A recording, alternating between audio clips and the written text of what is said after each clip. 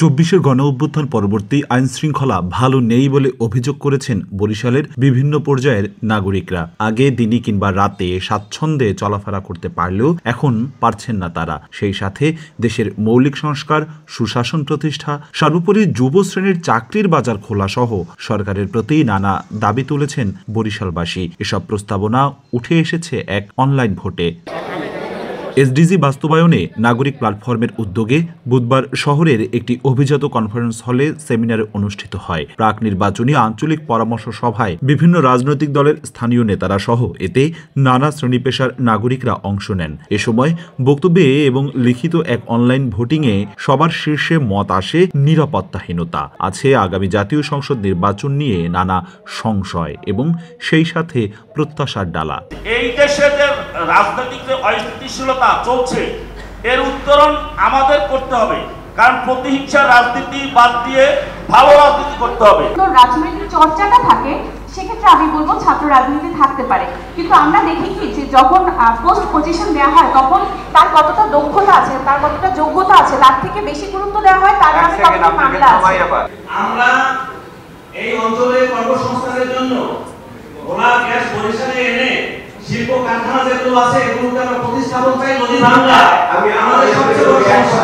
আগামী নির্বাচন পরবর্তী সময় যারা নির্বাচিত হবে তাদের কাছে আমাদের যেটি চাওয়া সেটি হলো একটি সুশাসনের রাষ্ট্র, আর সেখানে মুক্তিযুদ্ধের চেতনা বাস্তবায়ন, আরেকটি চাইছি নারীর ক্ষমতায়ন, নারীর পথ চলা নিরাপদ করা এবং রাজনীতিতে নারীর শক্ত অবস্থান। একজন সরকারি যে প্রতিনিধি হবে কিন্তু পার্লামেন্টে একদিকে আইন প্রণয়নের ভূমিকা রাখবে, আরেকদিকে হচ্ছে কি যখন একটা বাজেটের বিষয় আসবে তখন আঞ্চলিকভাবে বাজেটের কোন বিষয়গুলোকে বরাদ্দ আনা যায় সেই প্রসঙ্গে কথা বলবে। পর্যটনের একটা বড় সম্ভাবনা আছে বরিশাল ও দক্ষিণাঞ্চলে, যেটা যতখানি সম্ভাবনা আছে ঠিক ততখানি অবহেলিত হচ্ছে। জবাবদিহিতার মাধ্যমে যাতে হচ্ছে আমরা একটা সরকারের কাছ থেকে, রাষ্ট্রের পক্ষ থেকে বা স্থানীয় সরকার এদের মাধ্যমে একটা সুষ্ঠু জবাবদিহিতা নিশ্চিত করা, যাতে হচ্ছে আমরা প্রত্যেক খাত থেকে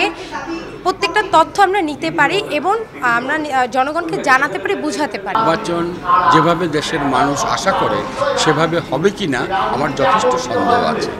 কারণ রাজনীতি অবস্থাটা এরকম দাঁড়াইছে যে যাদেরকে আমরা পরাভূত করেছি বলে দাবি করি তাদের বিপরীত পক্ষ আইসা এখন সর্বক্ষেত্রে জড়িয়ে পড়েছে। সকল ক্ষেত্রে বিচার ব্যবস্থা থেকে শুরু করে সর্বক্ষেত্রে তারা প্রাধান্য অর্জন করেছে।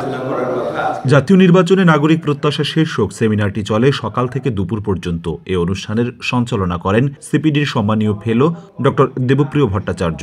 জনগণ ও রাজনৈতিক দলের স্থানীয় শীর্ষ অনেক নেতাদের মুখোমুখি করে নানা প্রশ্নের জবাব ও সমাধানের পথ বের করার প্রয়াস চলে আয়োজন জুড়ে। এ পর্যন্ত যে সকল দলে তাদের মনোনয়নপত্র সাবমিট করেছে সে জায়গায় কিন্তু আমার নারীদের কোনো প্রকাশ কিন্তু নাই, কোনো দলই কিন্তু নারীকে দেয় নাই, যেটা আপনি যত দলই আসুক এই জায়গায়। কিন্তু আমি আগামীতে চাচ্ছি যে তারা যে তাদের ইশতেহার যে সাবমিট করবে সেই ইশতেহারের ভিতরে জানে নারীর অধিকাংশ কথাই থাকে, যেমন নারীর নিরাপত্তা, নারীর স্বাস্থ্য, নারী নির্যাতন যাতে বন্ধ হয়, এ বিষয়ে জানি আসলে তাদের স্পষ্ট একদম পরিষ্কার থাকে। আমরা এসডিজি প্ল্যাটফর্ম থেকে তার নতুন একটা নাম দিয়েছি যে পলিসি ওয়াচডগ, যেটা রিফর্ম ওয়াচ।